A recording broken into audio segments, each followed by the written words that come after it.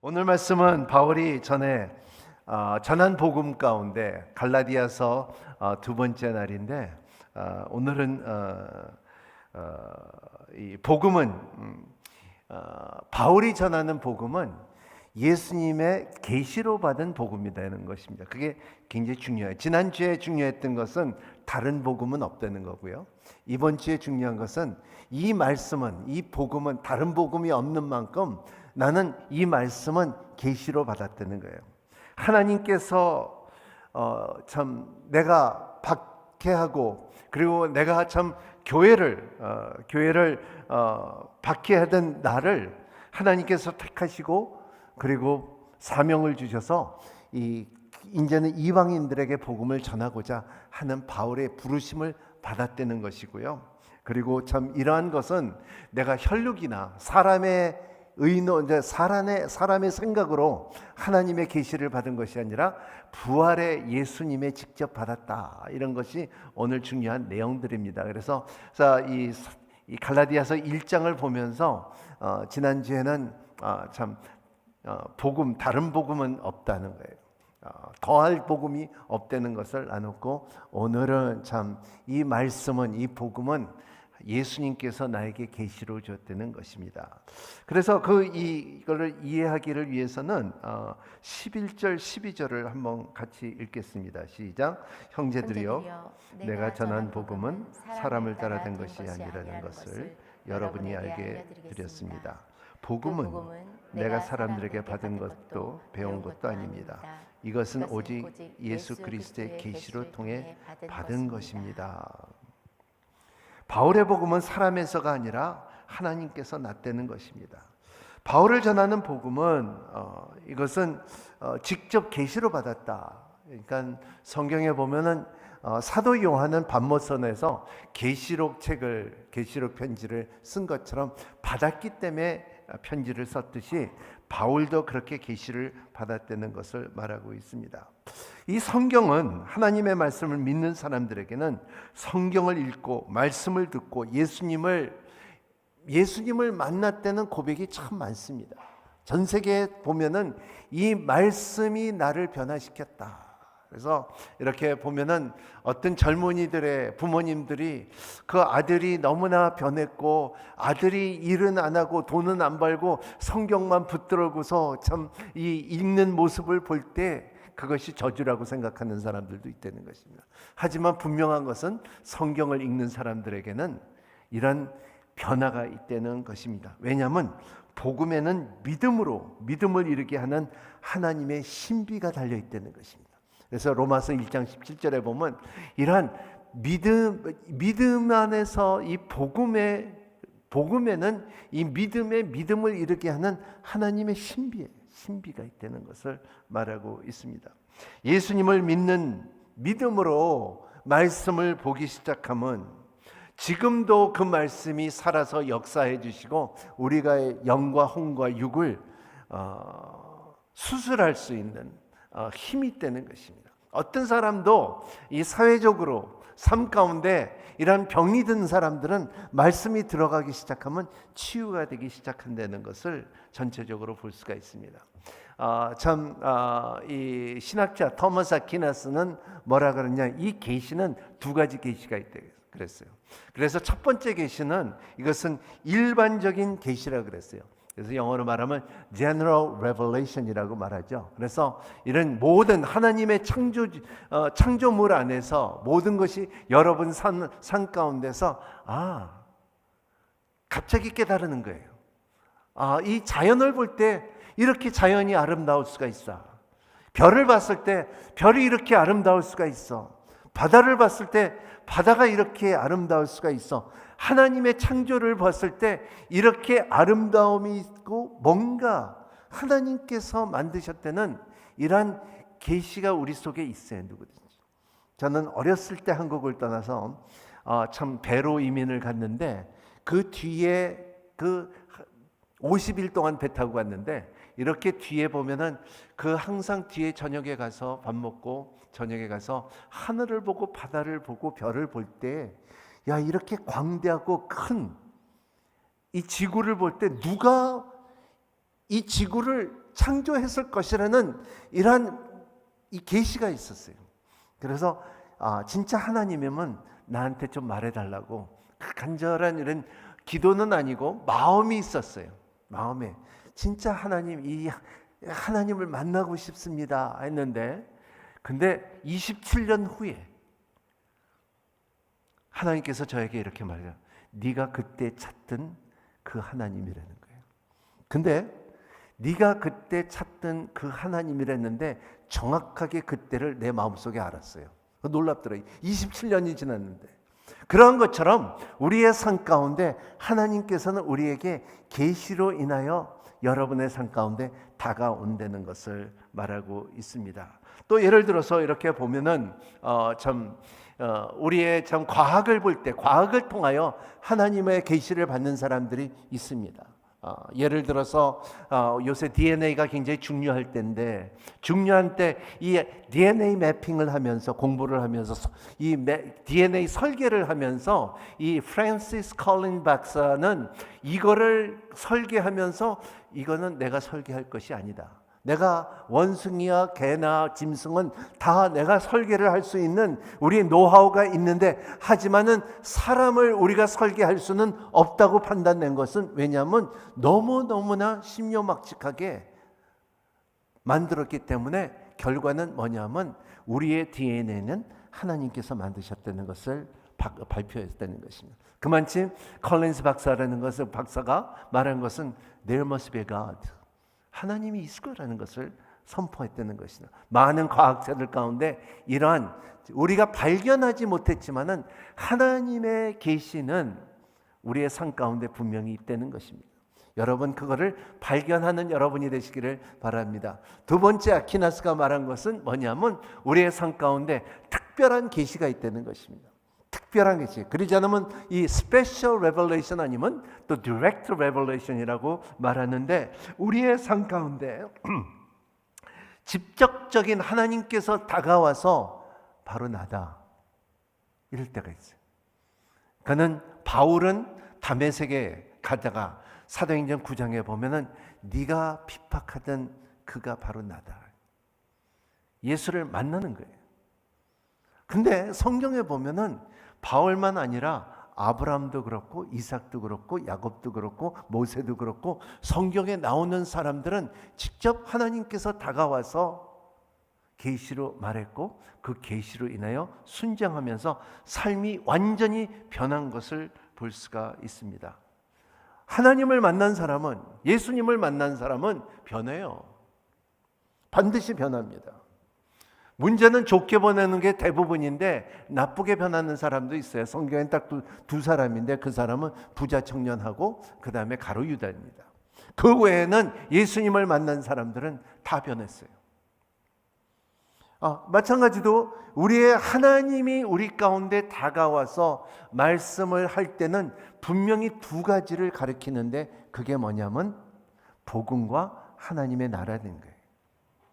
근데 때로는 자기의 생각에는 나는 계시를 받았다고 하는데, 나는 특별한 계시를 받았다고 하는데, 그 하나님의 나라와 복음이 제외된 계시도 있다는 것입니다. 예를 들어서 여호와의 증인이라는 것을 볼 때는 러셀이라는 사람이 자기가 이러한 여호와의 증인이 맞죠. 러셀이라는 사람이 자기가 특별한 계시를 받았다는 것을, 몰몬주는 조셉 스미트라는 사람이 내가 특별한 계시를 받았기 때문에 예수 그리스도는 선지자지, 내가 마지막에 예수 그리스도 같이 메시아라고 계시를 받은 사람이 몰몬주지예요. 그래서 몰몬 교회 가면은 멋있고 성가대도 멋있고 교회도 멋있고 다 있는데 십자가가 없어요. 이런 것처럼, 그리고 안식교를 보면은 헬렌 화이트 여사라고 해갖고 성경 외에 자기가 받은 계시가 성경과 같이 갖고 다녀야 되고, 그거를 우리가 공부해야 된다는 것을 강조하는 계시도 있다는 것입니다. 그런 것처럼, 하지만 바울이 말하는 것은 뭐냐면 이 복음은 다른 복음이 없다는 거예요. 왜냐하면 암만 특별 계시가 있다 할지라도 이 특별 계시 안에서 이 복음이 있지 않으면, 하나님의 나라가 있지 않으면, 하나님의 성품이 있지 않으면은 이거는 거짓 복음이라는 것을 말하고 있습니다. 그 계시를 따라, 그래서 이 바울이 말하는 것은 이것은 사람으로서 온 것이 아니고 너의 생각에서 온 것도 아니고 너의 직접 받은 것이 아니라 하나님께서 나에게 주신 계시라는 것을 말하고 있습니다. 그래서 바울은 이것 때문에 바울은 간증을 합니다. 삶의 before, after예요. 여러분 요새 그런 말 많이 쓰죠. before, after. 여러분 이것이 우리의 간증이에요. 여러분의 삶 가운데도 before, after가 있어야 된다는 것입니다. 내가 예수를 모를 때 하고 예수를 알 때 하고 완전히 다르다는 것을, 여러분 그 before, after가 이 중간에 여기에 이 변화가 없으면요, 여러분들은 그 before도 모르고 after도 모르는 거예요. 분명한 것은 바울은 이것을 분명하게 말했다는 것입니다. 13절 14절에 이렇게 말하고 있습니다. 읽어주십시오. 시작. 내가 전에 유대교회에 있을 때 한 행위에 관해 여러분이 이미 들었을 것입니다. 나는 하나님의 교회를 몹시 핍박했고 파괴하려고 했습니다. 나는 내 동족 가운데 나와 나이가 같은 또래의 많은 사람들보다 유대교를 믿는 데 앞장섰으며 내 조상들의 전통에 대해서도 매우 열정적이었습니다. 네, 바울은 굉장한 열정을 갖고 유대교훈의 열정을 갖고 그리고 참 조사의 전통을 갖고 있었던 바울은 이 기독교를 핍박하기 시작을 했어요. 자기가 배운 것이 있고 자기의 조사가 있고 그리고 자기의 과거가 있고 그리고 자기의 모든 것이 담아져 있을 때 이걸 지켜야 된다는 것, 유대교를 지켜라 해서 교회를 핍박하기 시작했어요. 우리도 조심해야 될 것은요, 제가 지난주에도 말했지만은 우리가 오늘이화되면 안 돼요. 우리는 예수화되어야 돼요. 여러분, 많은 사람들이 사도행전 29장 하는데 사도행전 29장에서만 그냥 29장만 넘으면 거기 있으면 안 돼요. 여러분의 인생에 살면서 벌써 36장에 나가야 돼요. 많은 사람들의 생각하기는 사도행전 29장, 지난주에 내가 이제 성경 공부하다가 이렇게 하는데 목사님 진짜 참 사도행전 29장 몇 절에 그러더라고요. 사도행전 29장은 없어요. 28장뿐이 없어요. 근데 그것도 모르고 29장 하면 안 돼요. 여러분의 오늘의 우리의 비전은 29장 비욘드. 여러분들 가운데 42장도 써야 되고 38장도 써야 되고 계속 써가야 나가는 것이 우리의 사명이라는 것을 잊지 않는 여러분이 되시기를 바랍니다. 이거를 갖고 있으면 이런 것을, 좋은 교회를 다닌다고 좋은 교인이 되는 게 아니에요. 좋은 교인이 좋은 교회를 만들어요. 그렇기 때문에 우리의 삶 가운데, 그래서 참 인천 오늘께 한동안 이 1:1 제자 양육을 갖고 새로 오신 분들한테 그런 오해가 있다고 그러더라고요. 참 우리 교회는 장로님이나 권사나 집사님이나 다른 교회에서 온 사람들은 다 형제고 자매라 그러더라고요. 그래서 권사한테도 자매라고 부르고 장로님한테도 이 형제라고 부르니까는 좀 마음이 굉장히 어렵다고 그러는데, 근데 그거는 그래서 누가 그랬냐 그러니까, 그래서 옛날에 첫 번째 목사님 공진수 목사가 그랬대. 그래서 내가 이번 주에 공진수 목사한테 전화했어요. 유가 그랬냐 그러니까는 안 그랬다는 거예요.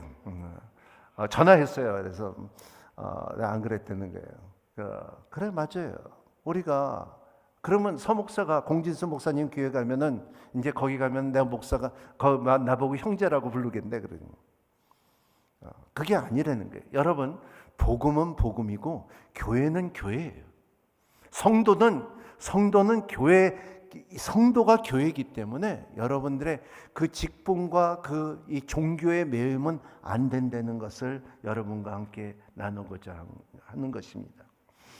여기에 바울을 말하는 것은 참 여기에 참 그러한 과거에 바울은 많은 교회를 핍박했고 그랬습니다. 그래서 바울은 영어로 여기에 말하면 You have heard, 내 소문을 들었지 않았냐? 많은 핍박을 받고, 특별히 바울은 그리스도 스데반 첫 번째 순교를 돌을 던진 사람이 바울인데, 이 살인자인데 어떻게 그런 사람들이 사도가 될 수 있단 말인가 하는 굉장한 생각 가운데 사람들의 혼동이 됐다는 것입니다. 근데 바울이 말하는 것은 뭐냐면 유일한 말이, 유명한 말이 있어요. 그 말이 뭐냐면 이제 거는 지나갔고 이제는 새로운 피조물이 됐다는 것을 고린도후서 5장 17절의 말씀을 합니다.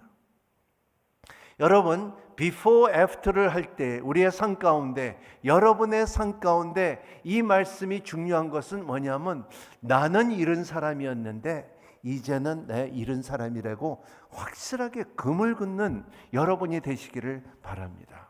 옛날에는 나는 죄인이었었는데 나는 이제 의롭다함을 받았고, 그 의롭다함을 받게 한 것은 예수 그리스도라고 말할 수 있는 여러분이 되시기를 바랍니다. 아멘.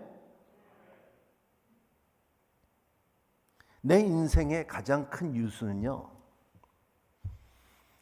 내 인생의 가장 큰 유수는 뭐냐면 사람들이 들었지 하고서 말한 것이, 제가 대학교 다닐 때 내가 굉장히, 저를 보면은 제가 굉장히 잘 놀게 생겼죠.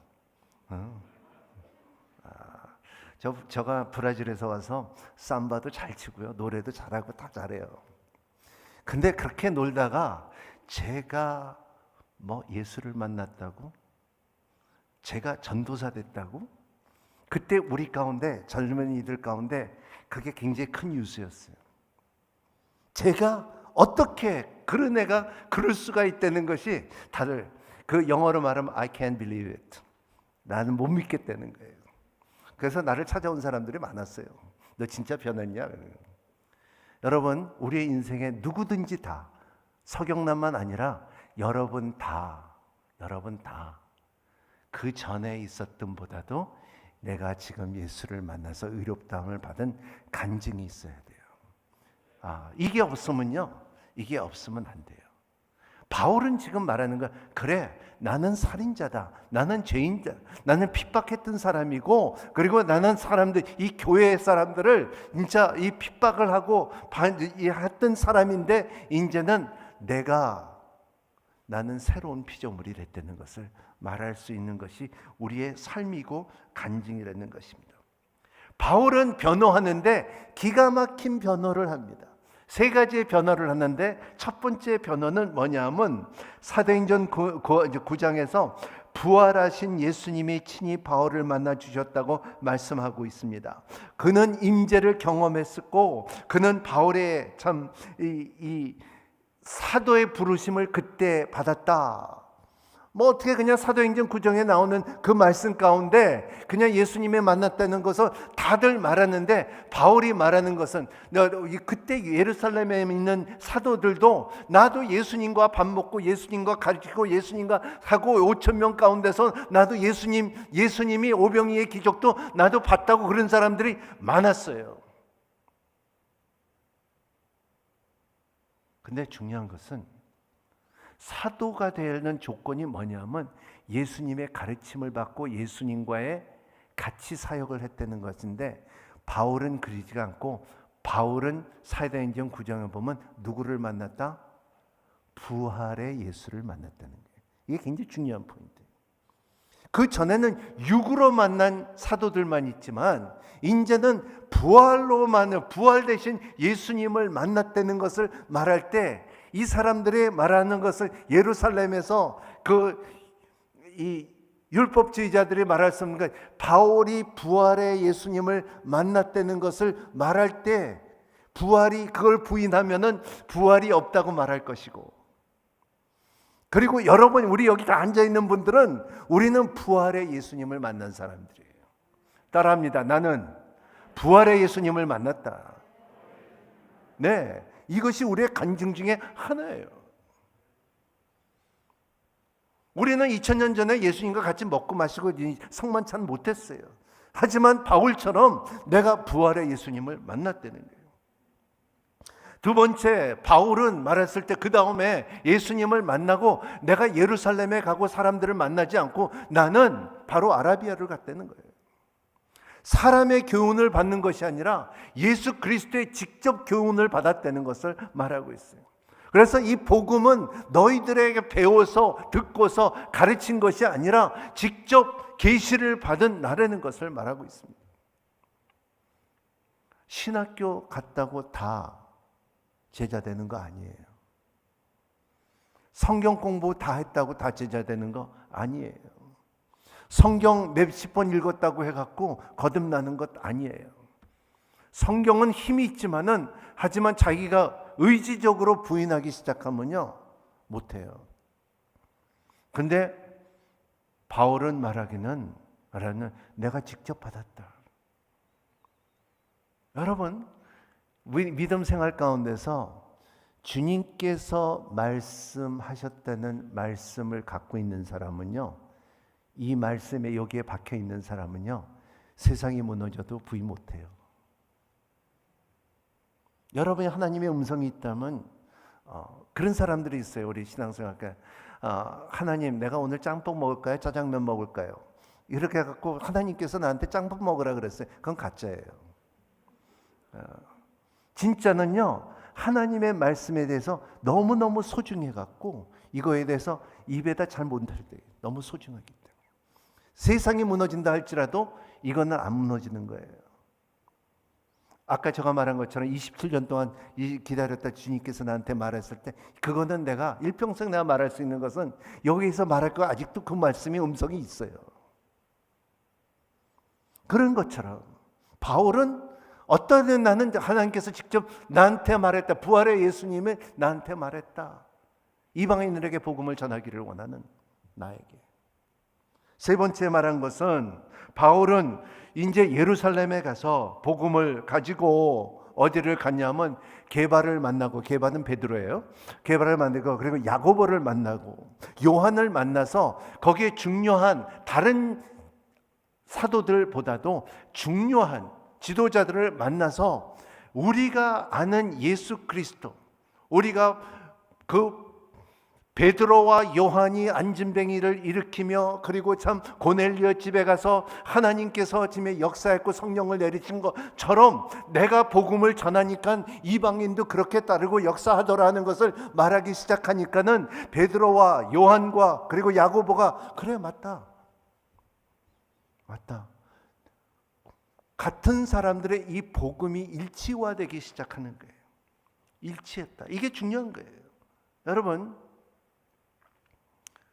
제가 권사님한테 임금님의 귀는 뭐 어떻다고 말하면요, 우리 장로님이 여기 들을 때는 임금님의 코는 어떻다고 나와요.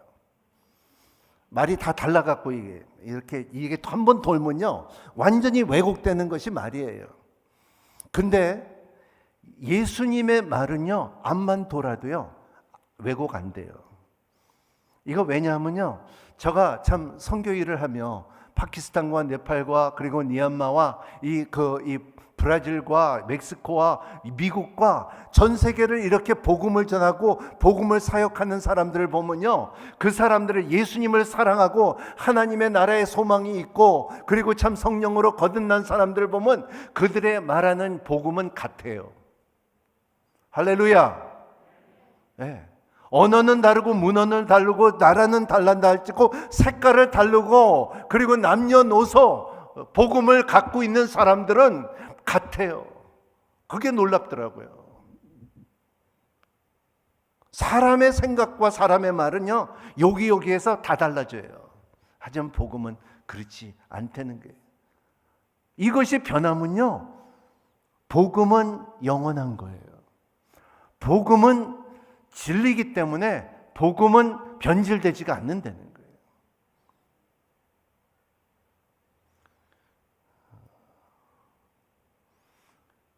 바울은 이제 소명을 받고 그리고 그 바울의 행동하는 모습을 볼 때는 참 멋있습니다. 15절, 16절 읽어주십시오. 그러나 어머니의 태에서부터 나를 따로 세우시고 은혜로 나를 부르신 하나님께서 하나님의 아들을 이방 사람들에게 전하게 하시려고 하나님의 아들을 내 안에 나타내 보이셨습니다. 그때 나는 사람들과 의논하지 않았고 네, 여기에 내 안에 나타나셨다 그랬습니다. 여러분, 여러분의 안에 복음이 꽉 찬 여러분이 되시기를 바랍니다.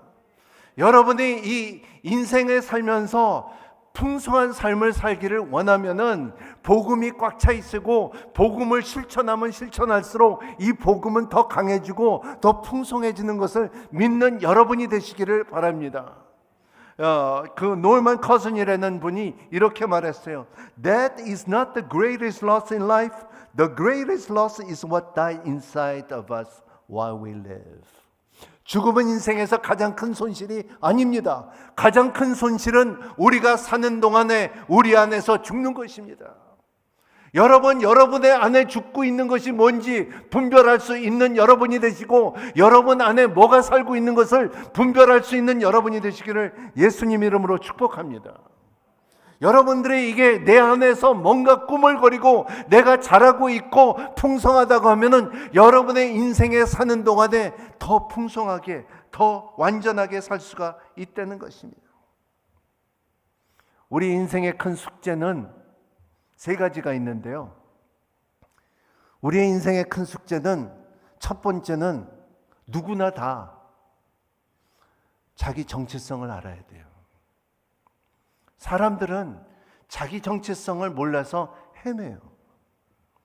사람들은 자기 정체성을 모르기 때문에 하나의 성공이라는 단어에 인생을 매달리고 돈 때문에 인생을 매달리고 명예 때문에 인생을 매달리고 성공이라는 이 단어 때문에 인생을 매달려요. 하지만 성경은 그렇게 말하고 있지 않아요. 분명한 것은 너는 죄인이라지만 너는 의롭다함을 받을 수 있다. 네가 선택을 가져라. 그리고 그 가운데서도 선택 가운데 네가 선택할 수 있는 것은 내가 너를 불렀고 지명하고 의롭다고 넌 내 것이라는 것을 들을 때 나는 주님의 것이라는 것을 시작할 때 정체성이에요. 바울은 말할 수 있는 것은 이 정체성이 분명했다는 거예요. 여러분 삶 가운데도 나는 한국인이고 나는 남자고 나는 아버지고 나는 할아버지고 나는 뭐고 나는 명예무 차장이고 나는 이사고 나 이거보다도 다 나는 예수를 믿는 거듭난 사람이요. 이게 더 중요해요. 이게 앞서가야 돼요. 두 번째로 우리 인생에 중요한 것은 뭐냐면 여러분의 삶의 은사가 뭐라는 거예요. 여러분, 여러분의 삶의 은사, 하나님께서 나에게 주신 은사가 무엇이냐예요. 하나님 다 같은 사람이 될 수가 없고 우리는 기계가 아니라 우리의 삶 가운데 하나님께서 주신 은사가 있기 때문에 우리는 다 다르기 때문에 그 하나님의 나라를 이루기 위해서 필요한 우리의 하나님의 부르신 사람이라는 거예요.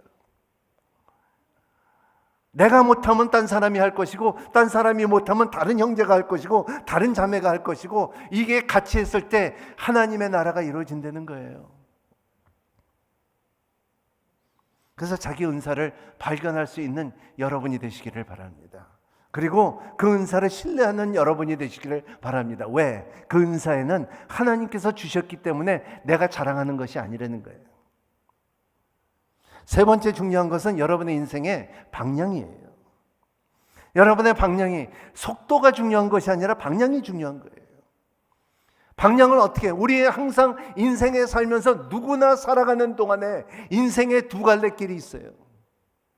여러분의 그 두 갈래 길 가운데서 나는 선택할 수 있는 그 방향을 가질 수 있다면 여호와는 나의 목자시니 내가 부족함이 없다라고 말할 수가 있는 것이 우리 인생이라는 거예요. 여러분, 이게 없으면 정체성이 없고 은사가 없고 방향이 없으면요, 사람은 인생에 세 가지가 일어나는데 사람은 서둘러요. 인생의 모든 것을 하는 일에 서둘러요. 그리고 결정하는 가운데 무리하게 해요. 억지로 해요. 그리고 산 가운데 대충 해버려요. 여러분, 정체성이 있고 은사가 있고 방향이 있으면요, 우리의 삶 가운데 좀 서두르지 않아요. 무리하게 하지 않아요. 대충 하지 않아요. 왜냐하면 내 삶이 분명하니까. 바울은 지금 이걸 말하는 거예요. 17절 읽어주십시오. 시작. 나보다 먼저 사도가 된 사람들을 만나려고 예루살렘으로 올라가지도 않았습니다. 나는 곧장 아라비아로 갔다가 다시 다메섹으로 되돌아갔습니다. 예, 아까 말한 거 방향이 중요하지요. 여러분, 다메섹에 갔다. 그리고 아라비아 먼저 갔다. 여러분, 갈 수 있는 힘 있는 여러분이 되시기를 바랍니다. 여러분, 아라비아는 여기에 사우디아라비아라고 말하는데, 여기에 많은 학자들이 말하기는 사우디아라비아, 여기는 모세가 시내산을 갔듯이, 광야를 갔듯이, 예수님이 40일 동안 광야에 갔듯이 이 바울도 아라비아에 갔다는 것입니다. 여기 아라비아는 실질적으로 있는 거지만 우리 오늘 말씀을 볼 때 여러분과 함께 나누는 거예요. 여러분의 아라비아는 어디입니까?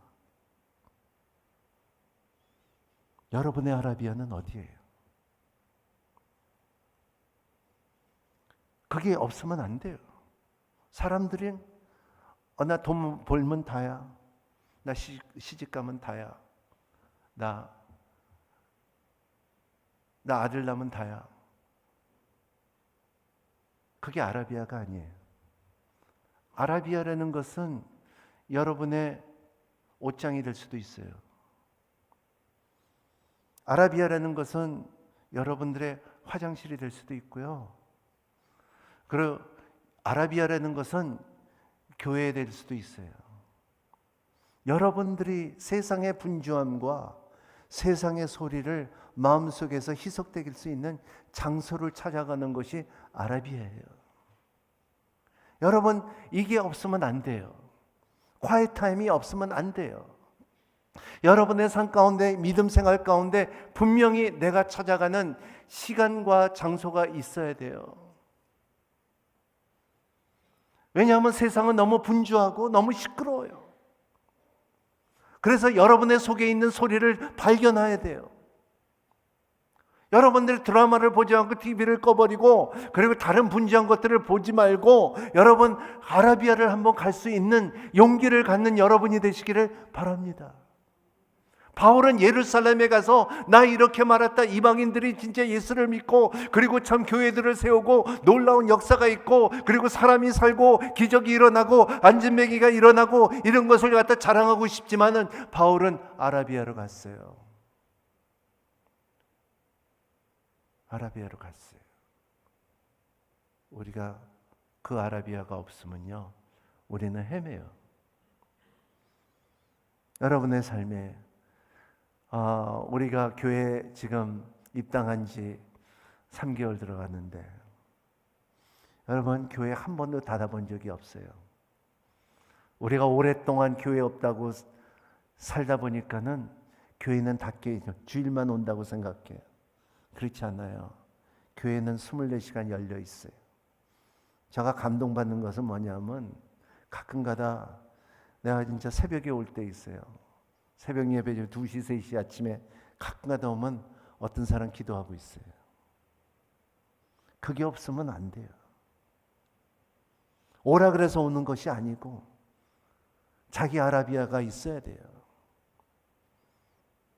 그게 없으면은 우리의 소리가 너무 많아요. 제가 옛날에 우리 아내하고 한번 피정이라는 걸 가본 적이 있어요. 천주교에서 하는데 거기는 하루 종일 말도 못하고 아주 조용해요. 처음에는 나 못 살겠더라고요. 너무나 진짜 지루하고 이게 어떻게 사나 했는데 한 일주일 동안 하고 저녁에만 성만찬하고 그리고 아무 소리 하는데 안 하는데 나중에 일주일 지나니까요 이 물을 마시는데 물의 목구멍에서 물이 내려가는 소리가 들리더라고요. 그 소리가 들려요. 여러분의 영적으로 안 들릴 것 같지만 여러분 안에 영적인 소리가 있습니다. 따라합니다. 내 안에 소리가 있다. 이거예요. 아라비아에 가면은 그런 소리가 있어요.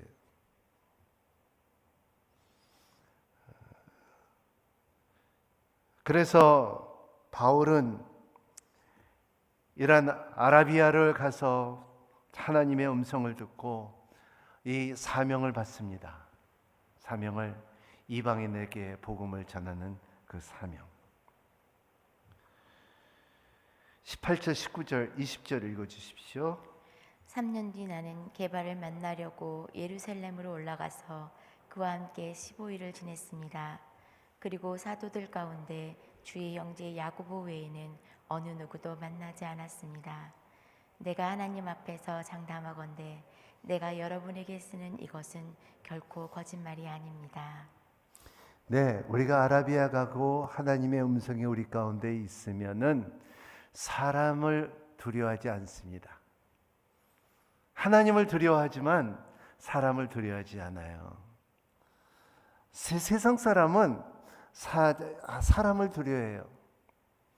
오늘 이렇게 조직을 보면요, 큰 조직 회사들을 보면요, 그 상무의 사람들 두려워해요. 왜냐하면 자기가 출세해야 되니까. 근데 하나님을 신뢰하고 하나님을 믿는 사람은 사람을 두려워하지 않아요. 진짜 저가 이렇게 비즈니스 크게 하면서 하나님을 잘 믿는 사람을 보면요, 하나님을 믿지 사람을 믿지 않아요. 접대하기 힘쓰는 사람이 없어요. 그리고 하나님에 대해서 나눠요. 이제 교회가 이렇게 완성되니까 저한테 찾아오는 사람들이 많아요. 선교사님들도 찾아오고요. 그리고 미자리 교회 목사님들 찾아오고요. 도와달라 그러고요.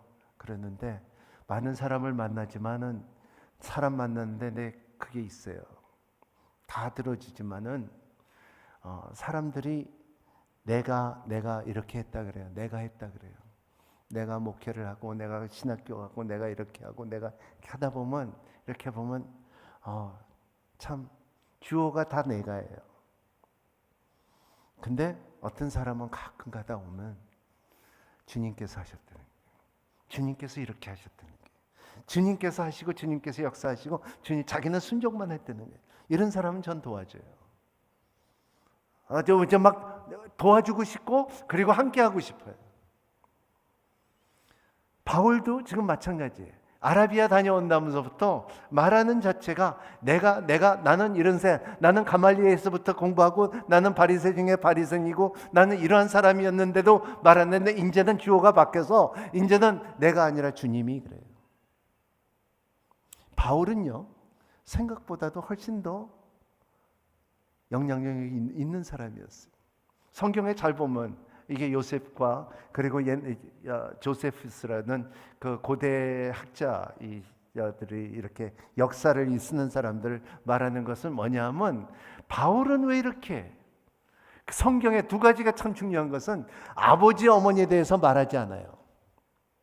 성경에 아버지 이름도 안 나오고 어머니 이름도 안 나와요. 바울은 그렇게 교육을 받고 다 이 바리새인 중에 바리새인이라고 말하는데, 근데 중요한 것은 아그리파 왕 앞에, 로마를 가기 전에 아그리파 왕 앞에서 말하는 그 헬라어의 표현을 보면요, 그 이 아그리파가 말한 거, 바울아, 사울아, 내가 너를 잘 아는데 네 지식이 너를 미치게 만들어 놓은 거다. 그 말은 친하지 않으면 안 쓰는 말이에요. 왜 그랬을까요? 역사를 보면요, 아그리파는 바울의 이 사촌이었어요. 역사를 보면은 바울은 자기 할아버지는 이 족보가 흐름이 헤롯 왕의 후손이었어요. 그래서 바울이 말하는 것은 내 과거는 다 뱃소물이고 나는 오직 잡을 수 있는 것은 그리스도 예수 안에서 십자가밖에 없다는 것을 말하는 것은, 왜냐하면 굉장한 족복이기 때문에. 하지만 바울은 내가 과거를 이거에 대해서 자랑할 게 아니라는 것을 말하고 있어요. 오직 예수만 자랑할 수 있다는 것을 말하고 있어요. 바울은 이러한 사명을 받습니다. 여러분 가운데 이 사명을 받는 여러분이 되시기를 바랍니다. 여러분의 인생에 살면서 나는 사명이 있기 때문에 이 세상에 태어났다고 말할 수 있는 여러분이 되시기를 바랍니다. 이 사명이 있으면 우리의 방향성이 정확하고 정체성이 정확하고 여러분의 은사가 드러나기 시작하는 것이 사명이에요. 사명이 있는 사람들에게는 기쁨이 있고요. 사람들은 이 세상에서 살면서 모든 것이 갖는다 할지라도 부자가 되고 잘 먹고 그리고 참 지배하는 인생을 쌓고 목적의 의미를 갖는다고 하면서 성공적으로 산다 할지라도, 하지만은 이 사명이 없으면은 사람의 불행을 느껴져요. 우리는 다 사명이 있어요. 우리는 남자로 태어나갖고 여자로 살 수가 없어요. 우리가 아버지가 돼갖고 우리 자녀들을 무시할 수가 없어요. 우리가 남편으로 돼갖고 이 남편으로서 이 가정을 이끌어내는 사명이 있어요. 우리가 참 할아버지가 되면 할아버지의 사명이 있어요. 이 사명이 인생의 사명이 있듯이 우리의 삶 가운데 영적인 사명이 있다는 거예요. 이 사명을 갖고 있을 때 여러분의 삶의 반쪽한 인생이 완전한 인생이 될 수 있다는 거예요. 그거 아세요? 여러분 1대1을 왜 합니까? 왜 전도를 합니까? 왜 선교를 합니까? 여러분의 인생에 가만 생각해 보세요. 여러분 인생에 살면서 여러분들의 1대1을 가르치고 나누면서 자기가 변하고 그 사람이 변하고, 그래서 우리의 예수를 잘 믿자고 할 때 얼굴이 변하는 모습을 볼 때 행복해요. 여러분 한 사람이 진짜 참 세상에서 살면서 너무나 힘들고 지치고 포기하고 싶을 때 예수를 소개하고 그들의 얼굴이 밝아지고서 나는 내 구주를 영접하고 영접 기도를 해줄 때 그 사람의 얼굴을 보고 그 사람이 변하는 모습을 볼 때 우리는 행복해요. 여러분 선교지에 나가서 어렵고 힘든 사람들을 볼 때 여러분들의 손이 되고 발이 되고 도와주고 그 사람들의 짐에 더 나은 세상을 살 수 있는 힘이 있을 때 우리는 행복해요. 주님의 나라를 위해서 일을 하고 있을 때 행복해요. 여러분의 5스타 호텔에 가서 럭셔리해 갖고 아주 진짜 좋게 이제 누린다 할지라도 여러분 선교지에 나가서 슬리핑 백을 깔고서 그냥 자는 것이 어느 때는 더 행복해요. 이것이 하나님의 나라의 비밀이라는 것을 말하고 있습니다. 사람들은 세상에 모든 것을 갖는다 할지라도 초조하고 불행한 사람들이 너무너무나 많아요. 하지만 우리가 그리스도에서 복음을 깨닫고 우리의 사명을 알고 그리고 주님의 이름을 이 주의 일을 참여한다 하면은 여러분의 삶에 더 풍성한 삶을 살 수 있다는 것을 말하고 있어요. 그래서 바울은 지역에 가면서 사역을 하기 시작해요.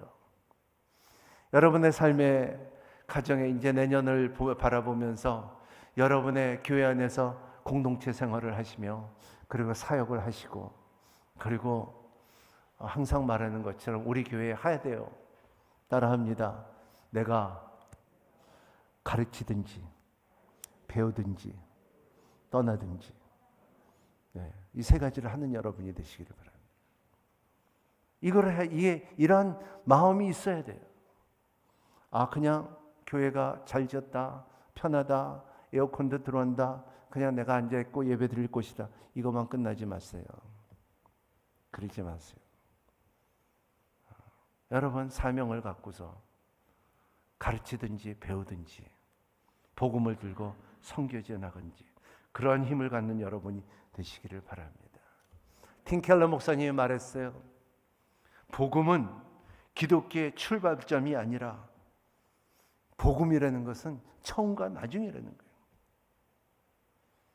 진정한 사명은 보상을 기대하는 것도 아니고 탐욕을 채우는 수단도 아닙니다. 사명이라는 것은 복음에 반응하는 것이에요. 여러분, 복음에 반응하는 거예요. 복음을 아는 여러분이 되시기를 바랍니다. 복음의 능력을 경험하는 여러분이 되시기를 바랍니다. 복음 안에서는 신비로운 일이 있는 것을 아는 여러분이 되시기를 예수님 이름으로 축복합니다. 그래야지 우리의 삶에 반조각 인생, 여러분 더 풍성하게 사는 여러분이 되시기를 바랍니다. 우리의 하나님께서 우리를 만들었을 때 그 하와를 주고 뼈 중에 뼈, 살 중에 살이라고 말한 것처럼 너의 두 몸이 한 몸이 된다는 것처럼 우리의 삶에 하나님의 복음이 없으면 이 뼈 중에 뼈와 살 중에 살이 없어요. 그러한 힘을 갖는 여러분이 되시기를 예수님 이름으로 축복합니다. 기도하겠습니다. 좋으신 하나님 감사합니다. 하나님, 하나님의 복음을 알게끔 허락하여 주시고 하나님, 이 복음에는 하나님의 신비의 능력이 있는 것을 알게 하여 주시옵시고 하나님, before, after 하나님의 짐에 그 죄인이었을 때 그리고 이제는 의롭다움을 받으면 그 축복의 능력을 알고 선포하고 간증하는 자들이 될 수 있도록 도와주시옵시고 하나님의 부르신 그 사명을 잘 감당할 수 있는 은혜 위에 은혜를 허락하여 주시옵소서. 예수님 이름으로 기도합나이다. 다 같이 일어나서